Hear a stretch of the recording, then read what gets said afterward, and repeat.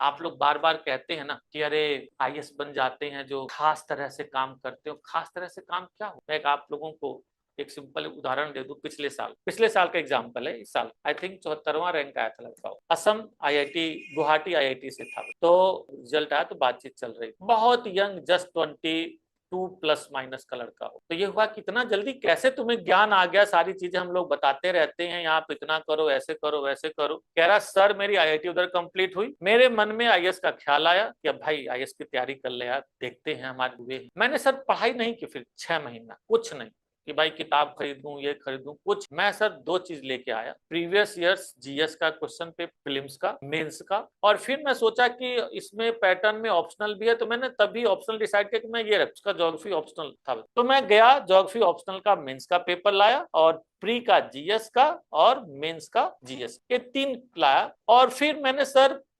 लगभग 2-3 महीने केवल उसी को पढ़ता रहा, और सिलेबस उसमें था ही, मैं सिलेबस को देखता रहा। तो मैं सिलेबस जब देखा, मैंने कहा इतना सिलेबस हम लोग तो पता नहीं कितना पढ़ चुके हैं, सिलेबस ये है। फिर जब मैं क्वेश्चन देखा तब समझ में आया कि सिलेबस जो छोटा सा दिख रहा है उसमें गहराई, सिलेबस वही बच्चों, गहराई यानी कि ढंग से समझना हो। तो सर मैं क्वेश्चन जब देखता रहा तो मुझे समझ में आ गया कि मैं कल क्यों सर्टन एरिया से, एक सर्टन एरिया से। इसीलिए आप लोग एक इंटरेस्टिंग बात देखेंगे बच्चों कि कुछ घरों में ज्यादातर लोग आईएएस बनते रहते। क्यों भाई? उनके पेरेंट्स, उनके आसपास के लोग बताते हैं कि पैटर्न ये है, इस तरह से काम, सफलता का रास्ता ऐसे जाता है, इसको फॉलो करो, ऐसे हो। तो सर मैंने उस पैटर्न, मेरे घर में कोई नहीं था, परंतु मेरे विजडम हमेशा खुले हुए थे। मैंने तुरंत अपना 3 महीना बैठ के यही काम, उसके बाद मैं फिर किताबें लाया, पढ़ना शुरू किया, और थोड़ा थोड़ा कहीं कहीं मुझे आवश्यकता में मैं वो किया, और आपके लिए ज्योग्राफी ऑप्शनल मैंने आप हो गया सिलेक्शन। तो आप कहेंगे क्या भाई वो कुछ एक्स्ट्रा था?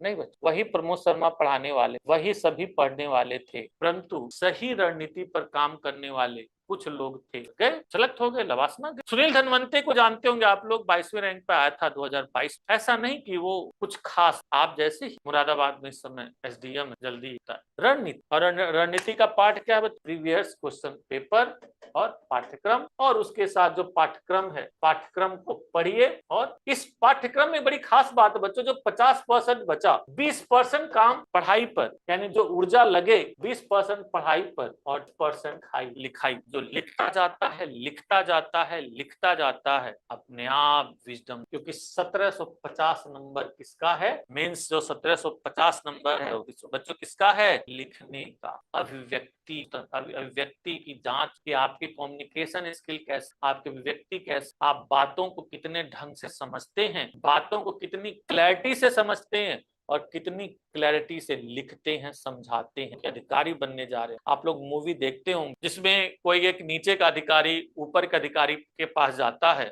और ऊपर का अधिकारी बोलता है देखो ये काम ऐसे होता है, प्रॉब्लम। 2 मिनट की बात होती है बच्चों, 2 मिनट में अधिकारी बात बोलता है, और 2 मिनट में नीचे का अधिकारी, बड़े अधिकारी को अपनी बात बोलता है, सर सर ऐसे होना चाहिए, ऐसे ऐसे काम मुझे लग रहा होना चाहिए। और एक तो जो आंसर हो बच्चों, ब्रीफ हो, कंसाइज हो, अफेक्टिव हो, साइजली, है ना, ताकि एकदम अटैकिंग हो, पास तो वो आएगा बच्चों राइट। लिखाई निरंतर चलती रहनी, वो नहीं रुकनी। जो निरंतर लिखेगा अल्टीमेटली वही सच हो। पढ़ाई लिखाई, पढ़ाई लिखाई, लिखाई पढ़ाई, लिखाई पढ़ाई लिखाई।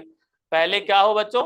पढ़ाई पढ़ाई, फिर लिखाई लिखाई, फिर एकदम एक समय आ जाए लिखाई पढ़ाई, लिखाई पढ़ाई, लिखाई पढ़ाई, और ज्यादा से ज्यादा लिखाई।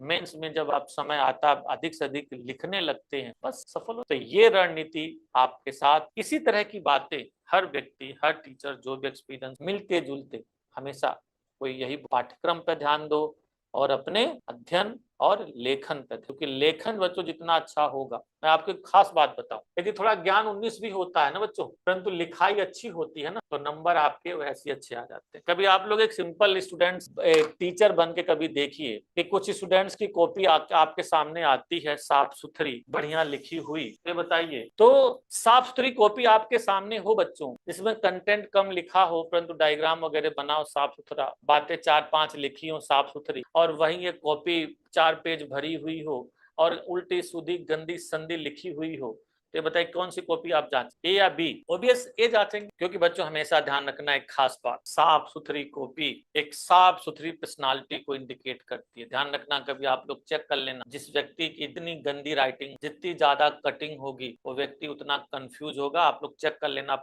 अपने पड़ोसी को, अपने को, किसी को भी देख, और वहीं मिल लेना उस लड़के से जिसकी राइटिंग एकदम साफ सुथरी हो, सुंदर, स्वच्छ हो, वर्तनीय अशुद्धियां नहीं हो, नगण्य हो, बहुत कम हो, सिस्टम से लिखता हो, कंसाइज लिखता हो।